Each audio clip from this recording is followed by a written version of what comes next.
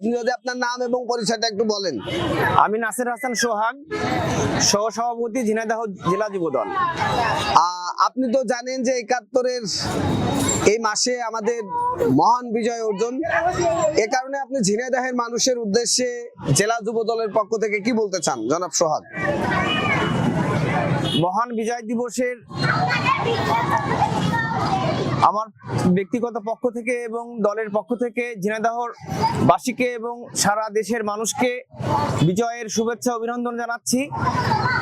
১৯৭১ সালের ১৬ই ডিসেম্বর আমরা দীর্ঘ ২৩ বছর পাক হানাদার বাহিনীর লড়াই সংগ্রামের মধ্য দিয়ে বিজয় অর্জন করেছি।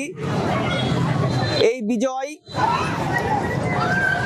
যে উদ্দেশ্য নিয়ে আমরা যুদ্ধ করেছি, যে উদ্দেশ্য নিয়ে আমাদের এই দেশের লক্ষ তরুণ প্রাণ রক্ত দিয়েছে, জীবন উৎসর্গ করেছে, অসংখ্য মা বোনের সম্ভ্রমহানির মধ্য দিয়ে আমাদের যে বিজয়, সেই বিজয়ের লক্ষ্যে বিজয়ের এই ৫৪ বছর পার হয়ে গেলেও আমরা সেই বিজয়ের দ্বার প্রান্তে পৌঁছাইতে পারিনি বিভিন্ন রাজনৈতিক কারণে।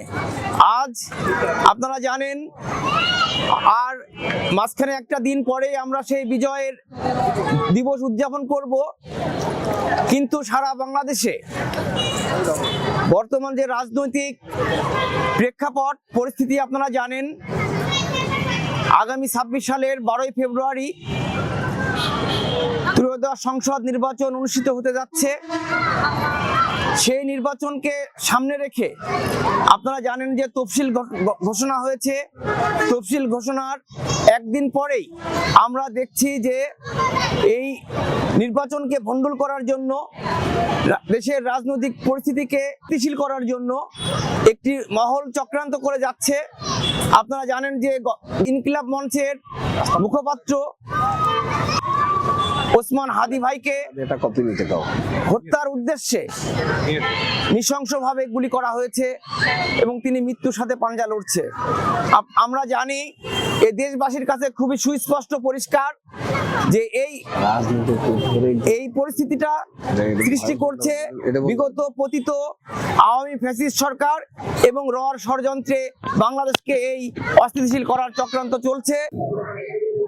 এই পতিত আওয়ামী ফ্যাসিস্ট সরকারের যে চক্রান্ত, এই চক্রান্তকে আমরা যদি ধূলিসাৎ করতে না পারি, নস্যাৎ করতে না পারি, তাহলে আমরা আমাদের এই স্বপ্নের বাংলাদেশ, যেটা গত ২৪-এর গণ অভ্যুত্থানের বিপ্লবের মধ্য দিয়ে আমরা নতুন বাংলাদেশ গড়ার যে স্বপ্ন, সেই স্বপ্নকে আমরা বাস্তবে রূপ দিতে পারবো না। সেজন্য এই ফ্যাসিস্ট সরকারের, পতিত সরকারের যারা দোষর ছিল তাদের সকলকে গ্রেফতার করতে হবে এবং বিচারের মুখোমুখি আনতে হবে।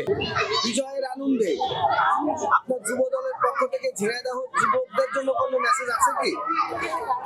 এই বিজয়ের যে উৎসব, এই বিজয়ের যে আনন্দ, আমরা যেহেতু একটা রাজনৈতিক দলের কর্মী, আপনারা জানেন যে আমাদের প্রিয় নেতা বিএনপির ভারপ্রাপ্ত চেয়ারম্যান দেশনায়ক তারেক রহমান ঘোষণা করেছেন আগামী ত্রয়োদশ সংসদ নির্বাচনে জনগণের ম্যান্ডেট নিয়ে যদি জাতীয়তাবাদী দল বিএনপি ক্ষমতায় যায়, তাহলে এদেশের ১ কোটি যে শিক্ষিত যুবক তাদেরকে চাকরি দেওয়া হবে। পরিশেষে আমি ঝিনাইদহবাসীর উদ্দেশ্যে বলবো যে আমরা এই ঝিনাইদহের সকল ভালো কিছু আমরা চিন্তা করব, ভালো কিছু আমরা করব। আমরা জানি যে আগামী ত্রয়োদশ সংসদ নির্বাচনে আমরা দেখেছি যে বিভিন্ন নির্বাচনী প্রচারণায় জেলা বিএনপির বিপ্লবী সভাপতি, গণমানুষের নেতা অ্যাডভোকেট এম এ মজিদ ভাই ঘোষণা করেছেন এই ঝিনাইদহকে একটি আধুনিক ঝিনাইদহে রূপান্তরিত করার জন্য তিনি মেডিকেল কলেজ স্থাপন করবেন, যোগাযোগ ব্যবস্থা জন্য রেল লাইন স্থাপন করবেন এবং কৃষি বিশ্ববিদ্যালয় স্থাপন করবেন এবং ঝিনাইদহকে ঘুষ দুর্নীতি মুক্ত এবং মাদক মুক্ত শহরে পরিণত করবেন। তার মধ্য দিয়েই আমরা এই ঝিনাইদহকে আধুনিক ঝিনাইদহে রূপান্তরিত করতে সকলেই মিলে সচেষ্ট থাকব এবং অ্যাডভোকেট এম এ মজিদ ভাইয়ের সাথে সকলে থাকবো, তার হাতকে শক্তিশালী করব, তার পাশে থাকবো ইনশাল্লাহ।